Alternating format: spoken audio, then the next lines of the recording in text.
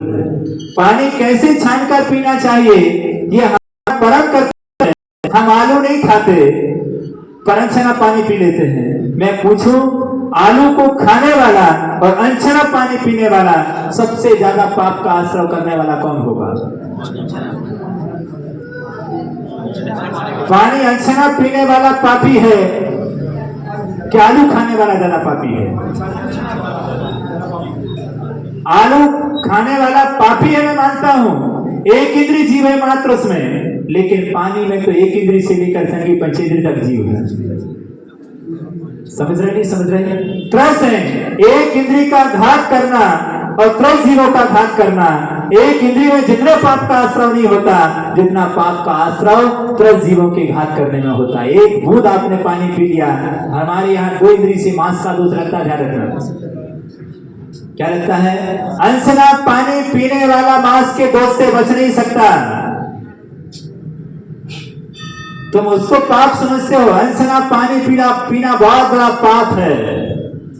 अनछनी चीज से वस्तु बनाई गई है, वो मांस है, वो आपके लिए मांस का दोष लगेगा। मांस के त्यागी हैं, छोड़िए बाजारों की वस्तुओं के लिए, क्योंकि आपका मांस वो मिश्रित चीजें हैं। रात में आप क्यों कह देते हो कि मांस के बराबर भोजन है? क्योंकि उसमें जीव क्या हो गए हैं? भोजन मांस नहीं है, वो उसमें जीव मिल गए, इसलिए मांस का दोष लग गया। ऐसे रात्रि में बना हुआ भोजन बाजारों में जो बिक रहा है अनछने पानी से, कैसी कैसी वस्तु वहां पर झिंका मक्खी सब गिर रहे हैं और उसी में उसी जलेबियों पड़ रहे हैं, और आप मांसाहार से कैसे बचेंगे?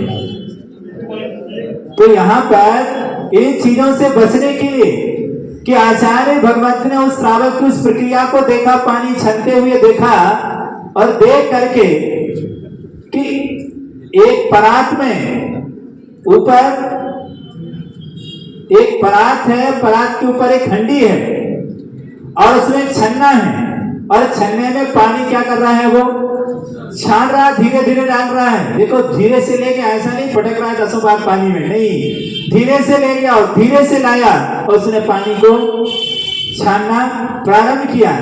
नीचे परात क्यों लगाई गई थी? इसलिए कि अनछना पानी कहीं गिर ना जाए, इसलिए वो परात लगाई गई थी। और उसने उस गहरे बर्तन में एक उसमें ओवरफ्लो, मतलब उस बर्तन में एक बाहर पाइप भी लगा था जिसमें से पानी भरता जा रहा था। उस परात से क्या हो रहा था? पानी निकल रहा था। उस परात से पानी निकल रहा था तो घर ले जा रहा था। माने वो जो छन्ना था पानी का, वो छन्ना पूरा क्या था? पानी में ही डूबा है। ऐसा नहीं पानी निकल गया तो सूख गया है। यदि पानी निकल जाएगा तो बिछानी क्या हो जाएगी? जीव मर जाएंगे। इसलिए उन जीवों की रक्षा के लिए वह छन्ना बराबर पानी में क्या रहना चाहिए? डूबा रहना चाहिए, ना कि फांसी की सजा मिलना चाहिए उसके लिए। के ऊपर टंगा हुआ है और हमने नल चालू किया और वो पानी हमारा छन गया और वो क्या हो गए? उन्हें फांसी की सजा मिल गई, तुम्हें तो पानी मिल गया, वो मर गए उसी में ही। बोले हमारा तो छना पानी है। अरे पानी छानने का मायना यही है कि उसे छानो और उसके लिए था स्थान पहुंचाना जीवानी के लिए। इसका नाम छना हुआ पानी पीने का है। इसका नाम नहीं है कि हमने पानी छान लिया और उनको जो कुछ से हुए हम तो अपने क्या हो गए?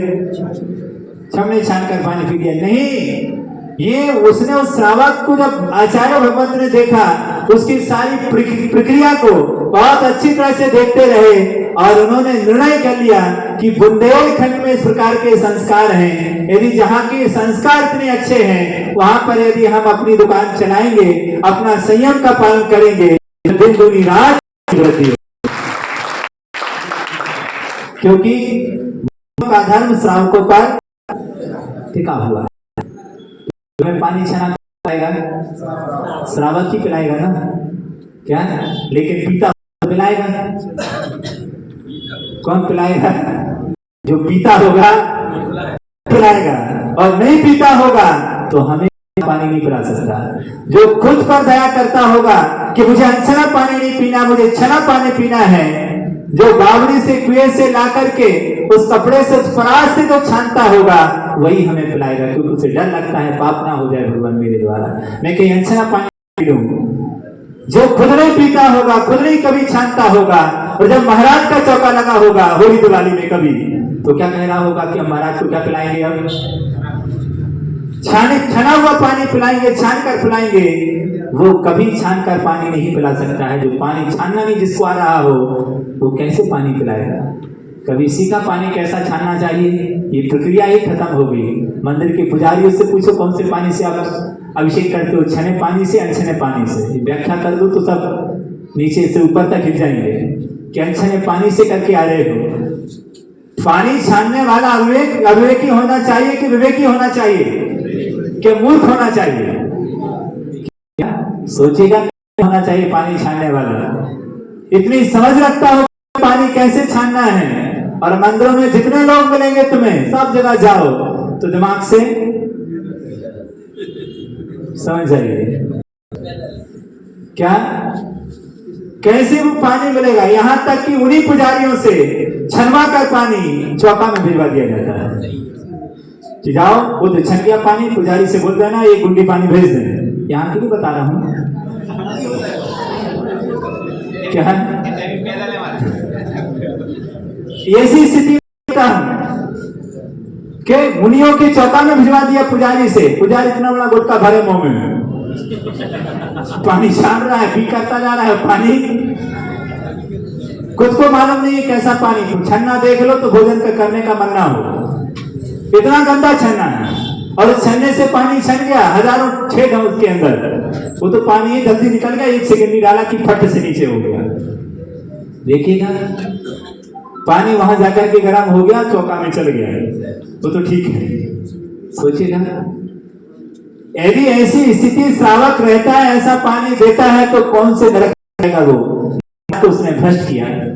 महाराज को तुम संयम नहीं दे सके, उनकी साधना में सहायक नहीं हो सके, तो कम से कम उनकी साधना में बाधक तो नहीं होते। उन्होंने पूरा जीवन छोड़ा जीवों की रक्षा करने के लिए।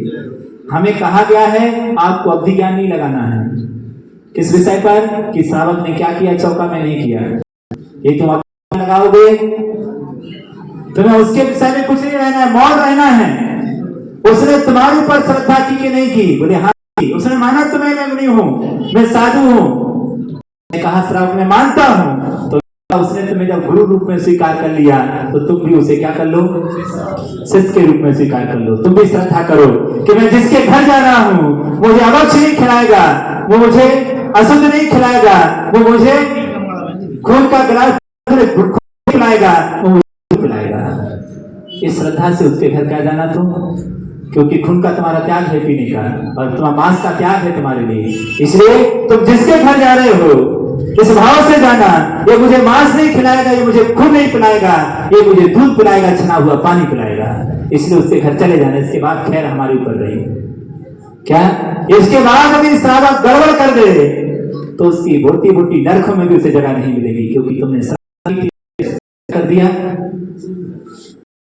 बहुत बड़ा घात है ये कि जो मुनि अपनी साधना करते रहते हैं, और उनकी साधना के लिए हमने इतनी बड़ी घोटाला कर दिया, उसके नियमों को हमने क्या कर दिया, खंडित किया। इतना बड़ा घोटाला, इससे बड़ी कृतज्ञता क्या हो जीवन में कि तुम्हारे ऊपर विश्वास करके वो तुम्हारे घर आए थे और तुमने उनको दिया। इस आप क्या लगेगा किसको, श्रावक। क्योंकि हम बोले भी कि तुम्हें पानी लाना है तो हम गए, क्योंकि हमें बोलना भी जुर्म है।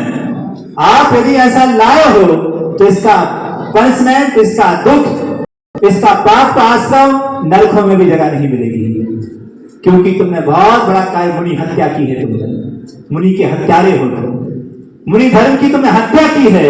जो मुनि धर्म का हत्यारा होगा उसको कहां जगह मिलेगी, कहां मिलेगी, किसके हत्यारे हो तुम। मुनि की हत्या तुमने कर दी, मुनि धर्म की तुमने हत्या कर दी। एक मुनि की तुमने हत्या नहीं की है, 3 कम 9 करोड़ मुनियों की तुमने हत्या की है। जिन धर्म की शासन की तुमने हत्या कर दी, उस स्वच्छ परंपरा की तुमने हत्या कर दी, तुम्हारे समान सबसे बड़ा पापी कौन होगा। सोचेगा साधु बच गया, लेकिन श्रावक नरक में सड़ गया, क्योंकि तुमने प्रमाद क्यों रखा। तुमने इसे अच्छा चौका नहीं लगाते। अनछना पानी पिलाने का तुम्हें कोई अधिकार नहीं है। तुम किसी के सहयोगी नहीं बन सकते तो मत बनना। लेकिन किसी के असहयोग मत करना कि हम भैया खाना पानी नहीं पिला सके, बोल देते क्या मैंने चौका लगा दिया आपका, लेकिन आई एम सॉरी, मैंने अनछने पानी से सारी चीजें बनाई हैं। महाराज को लेना होता तो महाराज लेते, और नहीं लेना होता तो मैं शुद्धि नहीं बोल सकता महाराज, इसके लिए मैं हाथ शुद्धि नहीं बोलूंगा। क्यों नहीं बोलूंगा? क्योंकि सब अनछने पानी से बना हुआ है।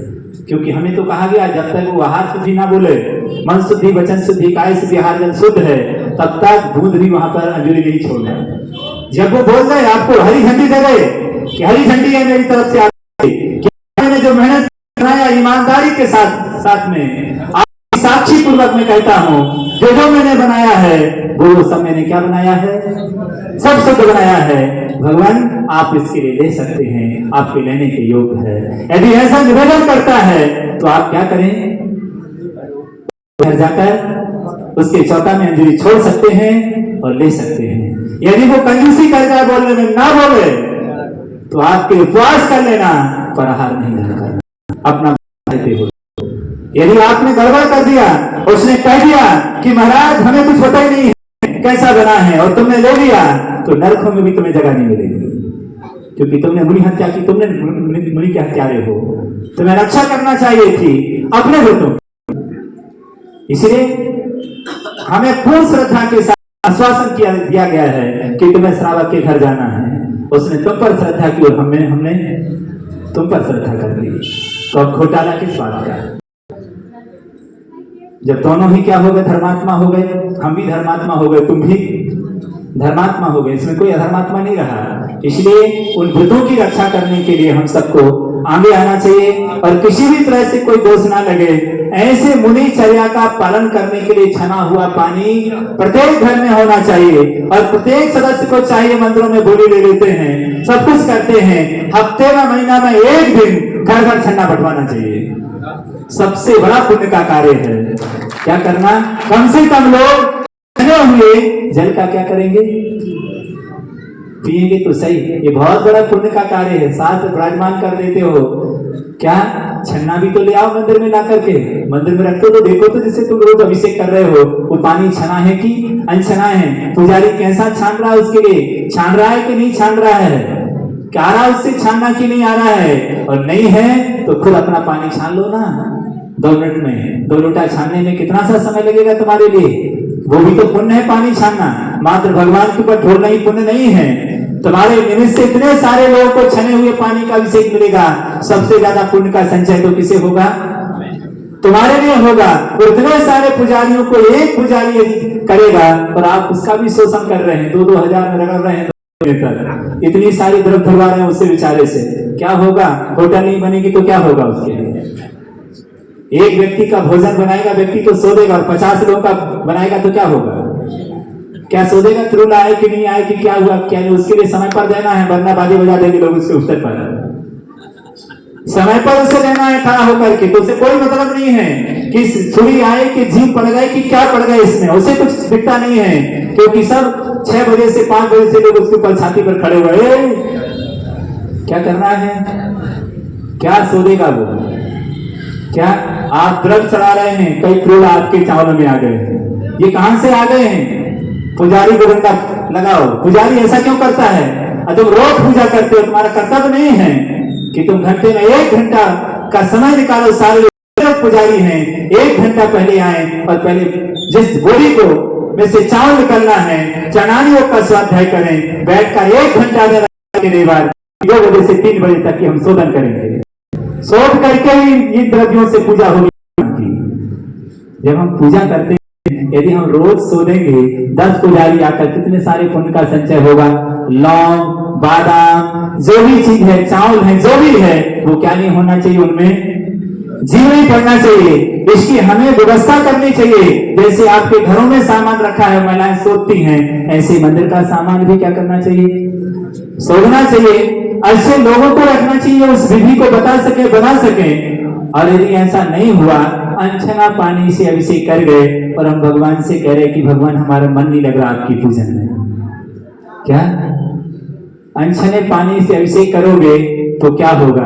इस प्रक्रिया को प्रत्येक मंदिर में रखना चाहिए। हम पानी छानकर पीने में बहुत कंजूस हैं। घरों के छन्ना देखना, पहनने के लिए अच्छे अच्छे कपड़े होंगे, और छन्ना तो पूरी जान निकल गई, इतना घिसा होगा उन्होंने, 6 महीने से बदला नहीं होगा, और चलेगा भी 2-4 दिन और चला लो। 50 से 100 रुपया छन्ना कब तक चलेगा? वो 6 महीने तक। ऐसा नहीं, हमें उस छन्ने को जल्दी से 1-2 महीने चला करके और फिर से क्या करना चाहिए? नेक्स्ट बदल देना चाहिए कि नहीं कुछ भी हो जाए नया छन्ना फिर लाएंगे। साफ वस्त्रों से हमें रसोईशाला में रखना चाहिए। गंदे कोई वस्त्र हमें उस रसोईशाला में रखना चाहिए। जैसे डॉक्टर का थिएटर होता है, वहां कितनी होती है, ऐसी हमारी रसोईशाला में वैसी शुद्धि होना चाहिए, वहां किसी प्रकार की शुद्धि नहीं होना चाहिए। इस प्रकार से हम उसकी रक्षा करें और छानकर पानी पिएं और छानकर पानी पिलाएं, और पुजारियों को हर मंदिर में ये व्यवस्था हो कि कम से कम छन्ना वो बाल्टी है वो कड़े वाली बाल्टी हो, और पानी छानने का जो बर्तन हो वो इतना चौड़ा हो जिसमें छन्ना भरे और ओवरफ्लो हो, और वो ओवरफ्लो किसमें गिरे? के बर्तन में, ताकि अनछना पानी का किसी भी तरह से उपयोग ना हो, और ये साफ स्वच्छ परंपरा जैनों के घरों में भी चली जाए और लोग सीख करके अपने घरों में भी ऐसा पानी छानकर पीने लग जाएं। मात्र पानी छान लिया, शुरू भर पानी लिया तो छन्ना में मार दिया और फिर निचोड़ दिया, बोले हो गया, वो तो बोलो होगा वो छन्ना, वो तो क्या शुरू भर पानी में बिछानी डल गई आपकी, ऊपर से छोड़ दिया, तुम्हें छोड़ दें ऊपर से नीचे तो क्या होगा? सोचिएगा, क्या हमारी बिछानी डल गई? ये बिछानी नहीं, एक जग पानी में कम से कम एक समय रख करके, बाल्टी में रख करके बिछानी को डालना चाहिए, फिर उसी बिछानी को कड़ी में फंसाकर और नीचे जाकर छोड़कर आना चाहिए, फिर पानी से शुद्धि करना चाहिए। इस प्रकार की बिछानी हमें देना चाहिए, इससे साथी से पुण्य का बंद होगा। यही आपकी तीर्थंकर जैसी प्रकृति में बंद में कारण बनेगा। छानने से तीर्थंकर बनोगे, ध्यान रखना, ये बहुत बड़ा कार्य है। अरे पानी में इतना समय देते, इतना तो हमारी पूजा में समय दे देंगे, पूजा से भी ज्यादा पुण्य का संचय होगा पानी को छानने में, ध्यान रखना।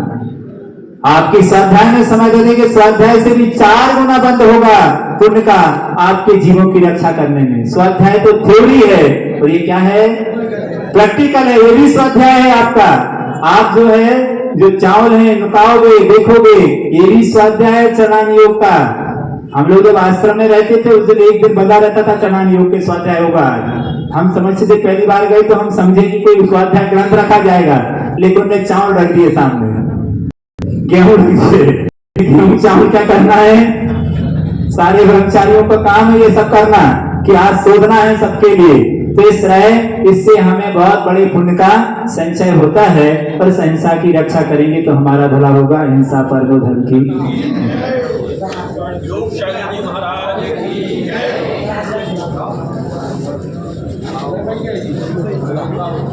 महाराज